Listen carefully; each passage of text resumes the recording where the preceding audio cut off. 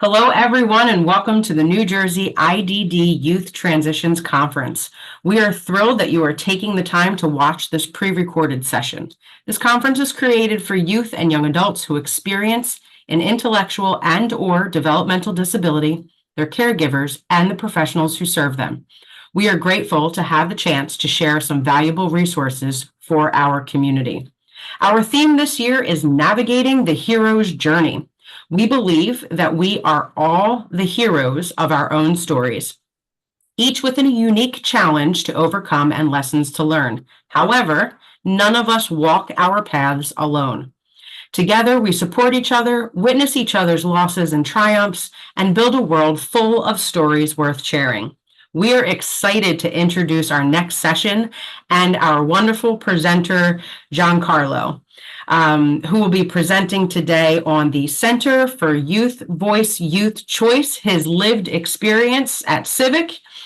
So we are thrilled to have Giancarlo here with us today to share his insights and expertise. Let's give a warm welcome to our presenter. The floor is yours. Thank you.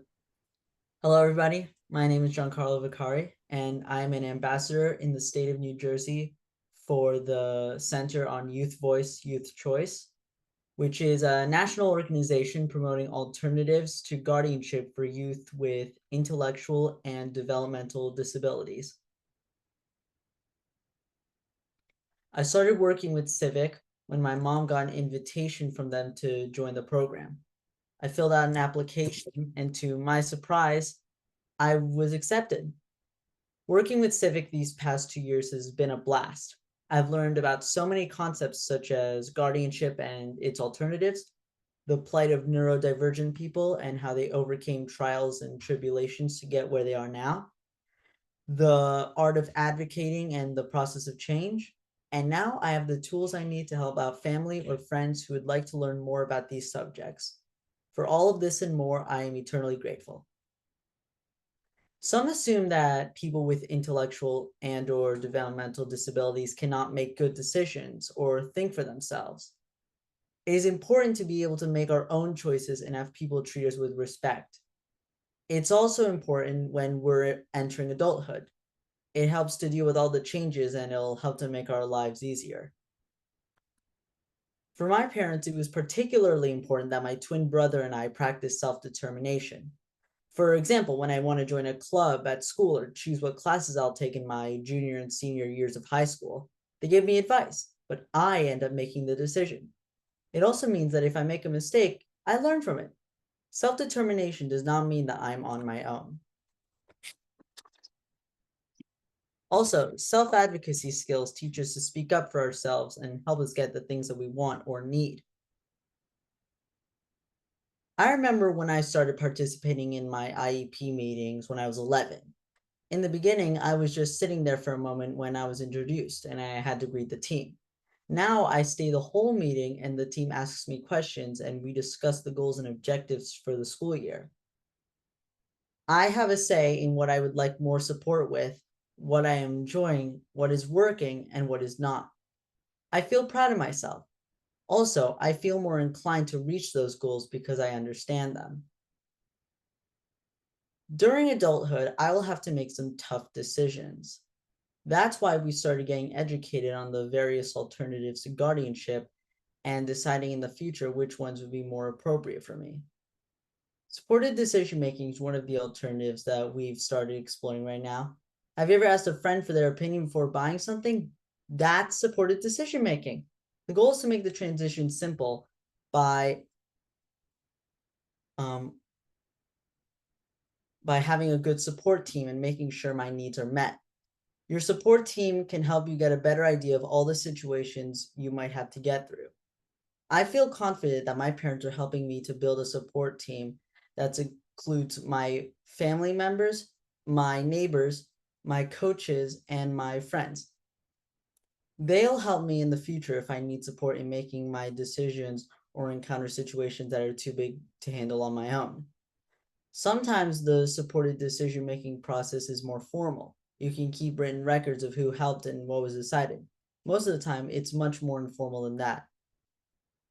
Let me share some of my participations as a young ambassador. I was interviewed and featured for the New Jersey Council on Developmental Disabilities magazine called People and Families Magazine. It was a great experience, and I was asked some very interesting questions.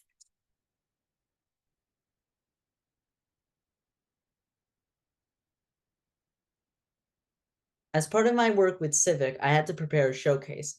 I decided to create an illustrated guide. I wanted to do a project where I can put my passion, which is comic books and funny stories, to work. I wanted it to be something that young people can relate with and enjoy learning about. I also wanted it to be a project that included my friends and family because I wanted to practice building my supports. My sister drew the characters after I sketched the scenes and wrote the story. My friends and my brother helped me with the audiobook. My school teachers accommodated time and space for my meetings with Civic. My school district case manager attended my presentations.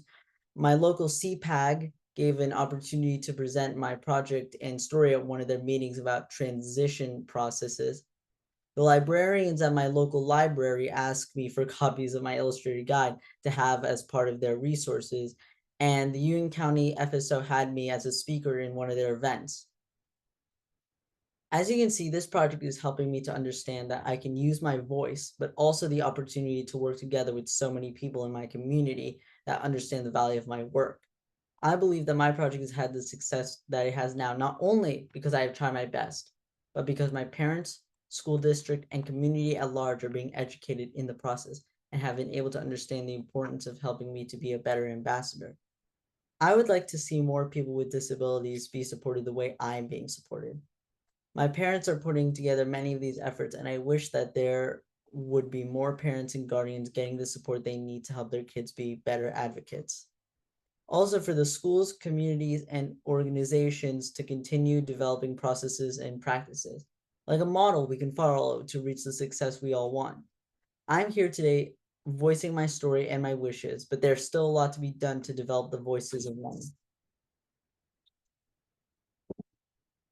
My showcase project with Civic is an illustrated guide designed for teens to explore alternatives to traditional guardianship. Here are the ways you can access the guide.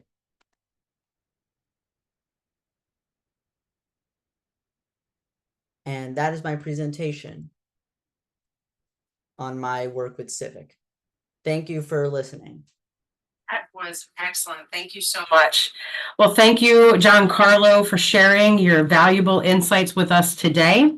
We truly appreciate your time and your expertise, and thank you to everyone who has taken the time to watch our presentation today. We hope that you learned something valuable and feel inspired on your own hero's journey.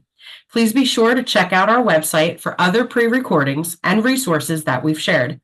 Your journey doesn't end here, and we're here to support you every step of the way. Thank you again and enjoy the rest of your day.